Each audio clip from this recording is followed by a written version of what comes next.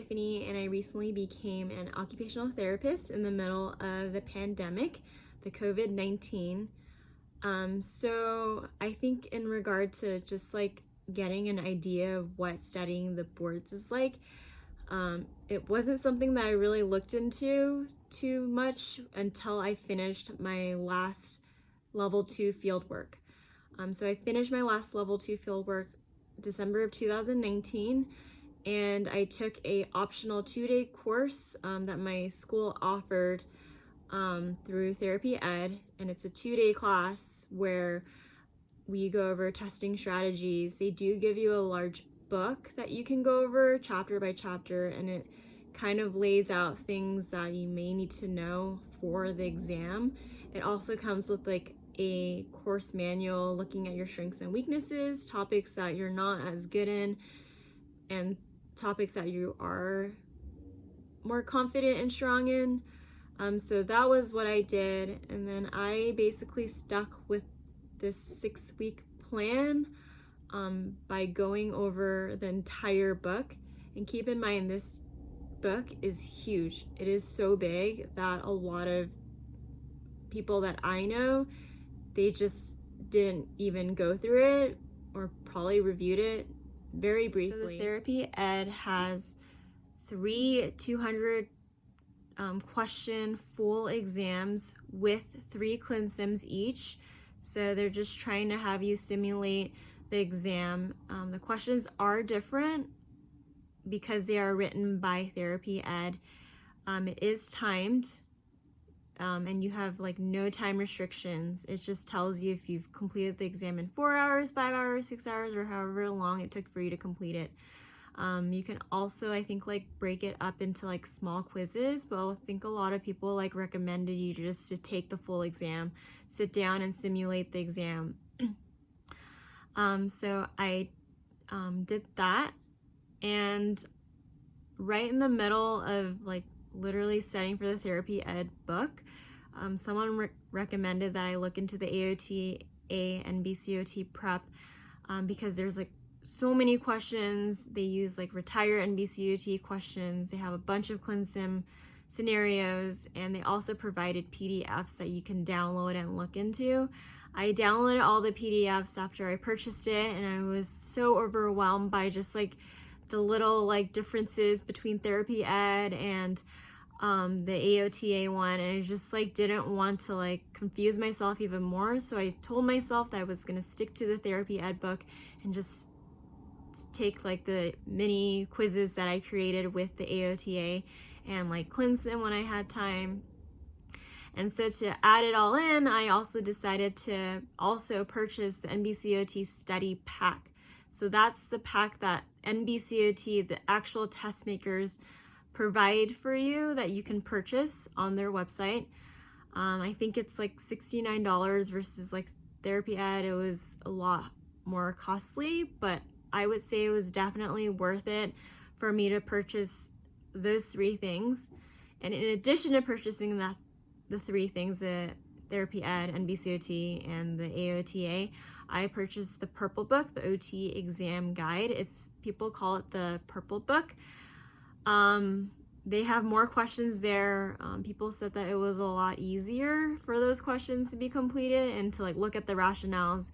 You can also do it through online, or you can like circle or answer the questions through a book, and that's what I did. I like took it like it was paper exam and just like circled the ones that I thought were correct, and then looked at the ones that I got wrong and really read through the rationale. And in any of the questions that I got wrong, I really looked at the rationale.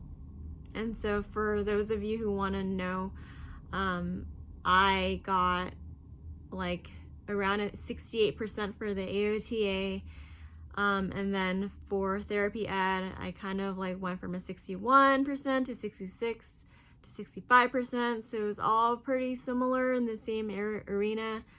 And then for the purple book, the OT exam guide, I think I got like again like a 68, maybe 70% on my 3 tests. It wasn't that great. And then for the NBCOT my practice pre-test, I got like a 473. The 100 multiple choice questions, I got like a 441. And that's when I like really panicked, and I decided to reach out for a tutor that Therapy Ed offered, because I was just so worried that like none of my test scores were like passing. I just assumed that at least 75 was considered passing. And so I freaked out, and then my tutor told me to just take the full exam that NBCOT offered and just like stay calm. And this was a week before the exam. So I took the exam, the full exam that NBCOT offered. I got like a 481, which is passing, and I was so excited because I only had a week left. And then that day, that after I finished the exam, I found out that my test was canceled because of COVID-19. And I was so disappointed because I was ready to do that. I had a job lined up, and like I was just ready to take it and get it over with. And just like after numerous cancellations, like, oh, you've signed up, and then, oh, it's been canceled because of, we just want to be like, to take precautions. So that's what happened. I had my test postponed like a few times, and then finally I was able to schedule a test date for May 18th. I took the test, and I just was I tried to be calm during the test and before the test. That was one thing that I told myself. You have to be calm before the test, during the test, and even the day before the test, and just not stress. And so that's one thing I did do. And then after the exam, I just like didn't even know like what to say. I was so just panicked, and I just didn't even know what happened during the exam. I like blacked out. So I was like freaked out, and I just like had no idea.